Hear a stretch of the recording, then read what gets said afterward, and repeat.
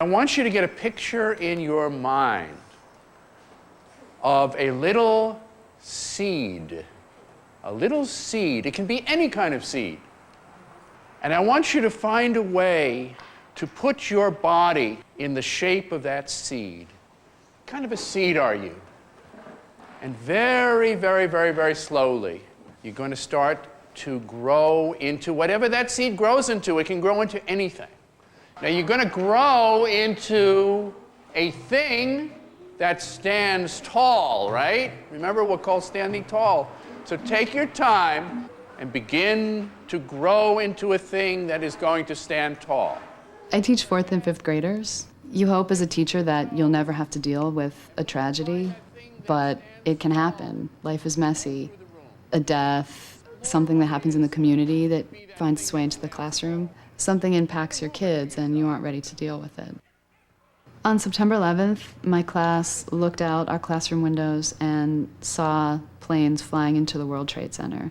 They saw the attacks, they saw the fire, they saw the whole aftermath.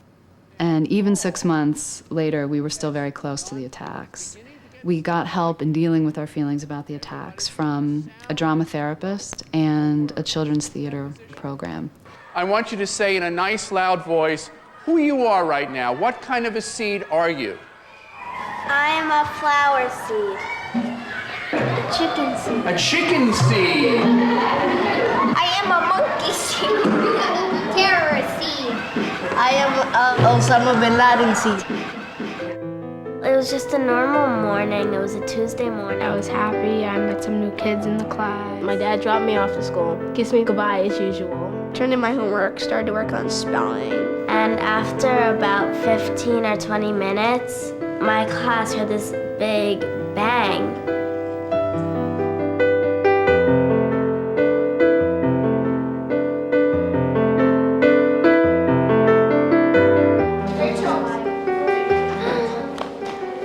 September 11th was my 4th day as a teacher with my own class. School starts at 8:40, and the kids started to come in, and it was a little bit busy because kids didn't really remember where they sat, and I'm trying to direct people, you know, here's where you hang your backpacks, here's where you sit. And I remember Gareth came up to me and said, "The World Trade Center is on fire." And I don't really remember taking him seriously. I looked out the window. It was the beginning of school. And it was like blue, and then I saw a building on fire. And I ran to tell Rachel, and I said, "A building's on fire." And she didn't believe me. The floor started shaking. Everybody ran straight to the window. It just looked like a movie, and like no one believed really. Like I couldn't believe it was really happening. When I looked out the window, I saw the World Trade Towers, and one of them was on fire. And then I noticed that there were about a dozen kids standing at that window looking out at it.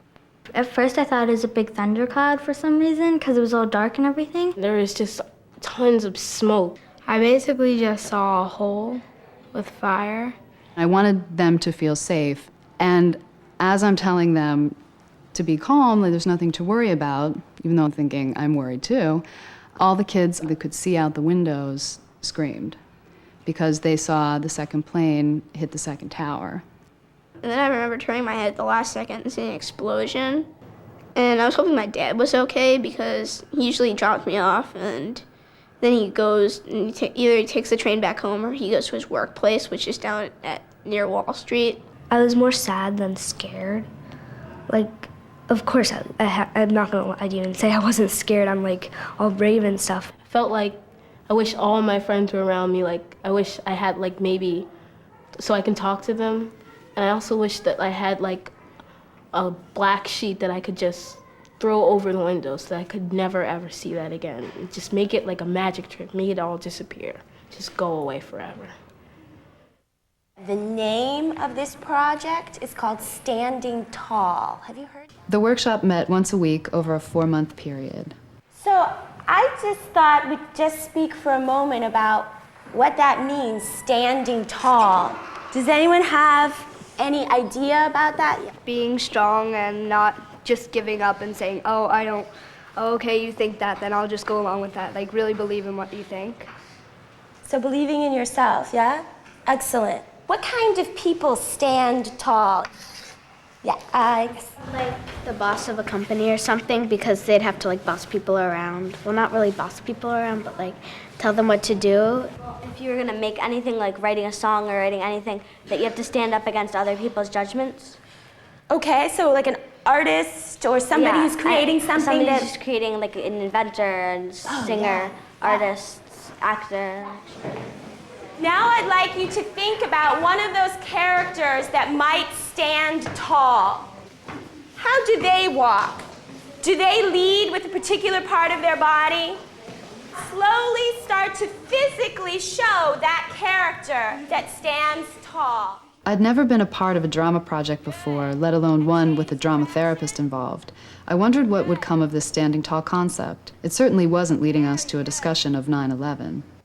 If your standing tall character walked with their chest, try this character walking with the shoulders. Let's go back one more time to the standing tall character. 1, 2, 3. And back to the other side character. 1, 2, 3. Very good. Some of my kids were really struggling, and I knew this because their parents had come and talked to me about it. Lindsay, who's usually very stoic, came down crying, saying that she had a dream about Osama bin Laden. And you dreamt that he tried to hijack a plane that you were on? Osama bin Laden had hijacked a plane, and I was with my friend somewhere in her backyard, and the plane had crashed into the backyard, and we had hid somewhere in like a shed or something, and my friend died, and her family died, and I was stuck in the shed, and I couldn't get out. It started coming out. It started coming to the surface. So I realized that it wasn't really okay. And I just remember her like crying, holding her like a little baby, and she, was like, rocking her. So it was a purging for her, a release, that I was glad happened because she saw a lot from her classroom window. And every day you're watching her closely, you're monitoring her, it's everything, oh, and everything's fine, everything's fine, everything's fine. And it came out, I guess, in her subconscious. My kids saw a terrible thing. No matter how well they managed to get through the school day, it was clear to me that they needed more. I really wanted this workshop to help. In drama, there's usually what we call a hero and what we call a villain. Everybody knows about heroes and villains, right? And also in drama, there's usually a third character. And right now, let's see, we have a red, huh? I'm sorry? A victim. That's an interesting character too, a victim. Well, let's say, there's a victim. All right, we have the victim, the villain, and the hero. All right, tell me something. When we started, there was a whole debate about whether or not we should just dive right in and say, this is who we are, this is why we're here because of what you saw on September 11th, and we want to work with you on, working through that. And that was one school of thought. And then the other school of thought was, let's just try to let it come organically from the kids. So one line, I am the villain. Jose, come on, quickly. I am the villain and I'm evil. I am the villain and I can't wait to do something to the victim again. I am the villain, and I love making evil plans. Great. Okay, so what do we learn about the villain? The villain loves to hurt people. The villain is mean. The villain is evil. Nobody wanted to force these kids to do something that they weren't ready for, that they couldn't handle. And so people were kind of tiptoeing around the issues for a long time. But if I've learned anything from teaching 4th and 5th grade, it's that you just have to be direct with these kids. They don't do subtle. I'd love to get some reflection on this piece. When we debriefed after each workshop over the first few weeks, we kept questioning, when can we make the leap and start dealing with what really happened? The most important point is readiness. When a child or the group is ready to go further and make certain connections. I like to have the kids just think about what they did and what did they learn today and how it is that the stuff that happened in the drama connect to the real world. I won't say to your own personal experience, but Sure. to the real world. How does the stuff that happens in a play space make some kind of commentary on the real world. Do you think that would be safe enough to Sure, ask as a question? absolutely. Our work together is called Standing Tall, right? So one question I have, maybe we should start with a question. We'll see where we go with this. Do villains stand tall? What do you think, Esther? What do you think? I think they do because they try and sometimes they try and take over the world and they do what they want to do. And so they're kind of proud of what they do, so they do stand tall. Maybe being a villain is born to them. Like if they've grown up with evil parents or something, or an evil neighborhood, and they get evil, they start being evil too, maybe. Great. Do you guys know of any villains out there in the world that you can think of right now who are really bad? Niles? Osama bin Laden. Osama bin Laden. Do you think that it's possible that some of these ideas that we're just talking about could have been true about Osama bin Laden too? Rachel, what do you think? When he was a baby, his mom could have dropped him and he fell on his head. Well, that's a possibility. I mean, and we don't know. But you know what? We can act out anything we want. We can try out any possibilities we want. But let's play around with these ideas. We have a lot of great ideas and we can work with them all right? So first we need Mr. and Mrs. bin Laden. Let's start with the scene. Mrs. bin Laden is close, maybe, let's say, weeks away from having the baby. Mr. bin Laden has not chosen a name yet. Show us what Mr. and Mrs. bin Laden look like. Show us in your body. What do I name the thing inside me? Osama! Osama! Osama, boy or girl? Neither.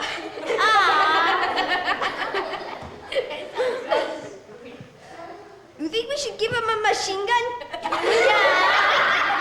For me to watch the work that they did that day, being so silly about Osama bin Laden and acting in stereotypical ways of what they thought Middle Eastern people might be like, and that violent play, I just remember the guns coming up over and over again and Osama saying, I want to kill people, and I was so uncomfortable with it.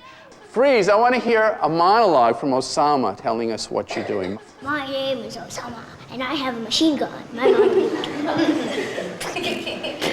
and I like it. It's my best toy. What did we learn today? And how does what we do today have to do with our everyday lives?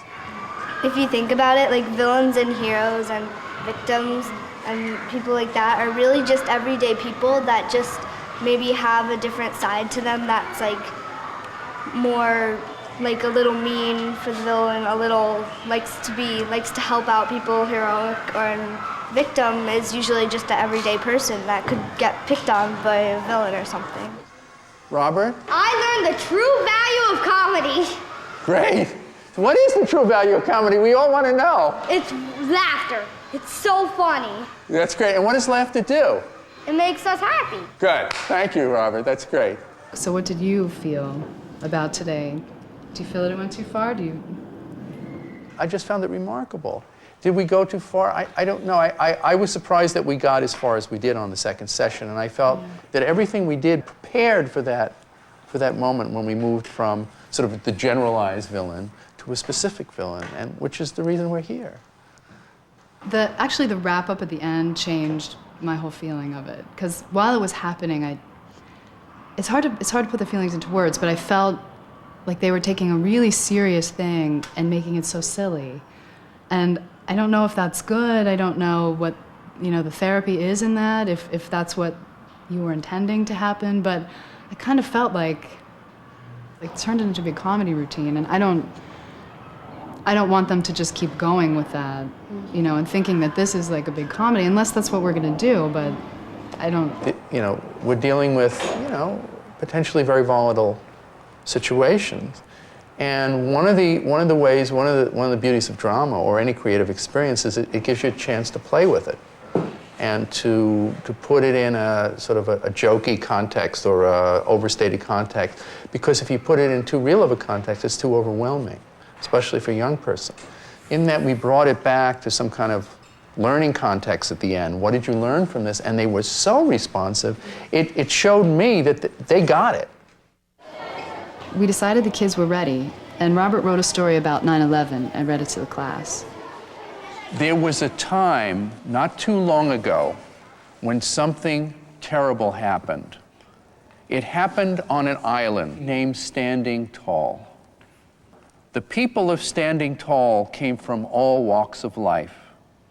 Among them were villains, victims, and heroes. And like those in all great cities, the greatest hope of the people was that their children would... When Robert finished, it was the kids' turn to break up into groups and think of their own Standing Tall stories from the point of view of victims, villains, and heroes. Within each group of about 10 people, each person's going to get to tell a story. You're going to decide one story from that group that when we come back together, you will share. Once there was this guy, he just woke up like every day in the morning. His name was Bill, and he was the chief of the fire department.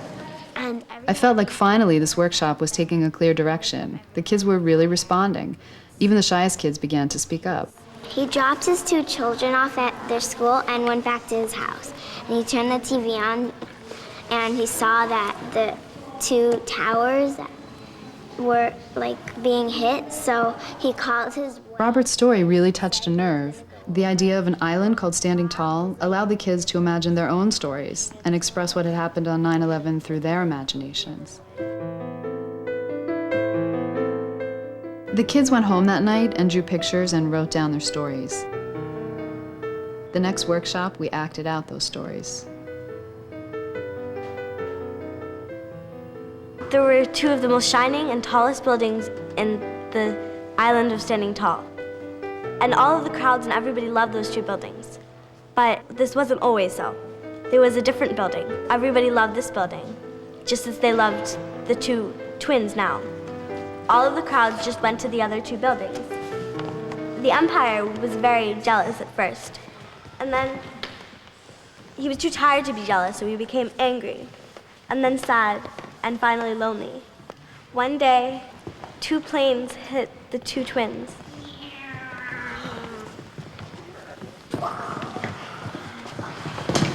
And they both collapsed, and something very unusual happened to the umpire. He felt sad for the 2 twins, and he missed the 2 twins, even though all of the crowds started to admire him again. That's the end. We still want to explore a little bit family members, and we thought we'd start with making a tableau. So this tableau is going to be Mom. Since I guess I'm the tallest, you guys should be the kids. Go on your knees so you're a little shorter. Okay, tableau of Mom. Now, let's see what happens if we have the mom come to life.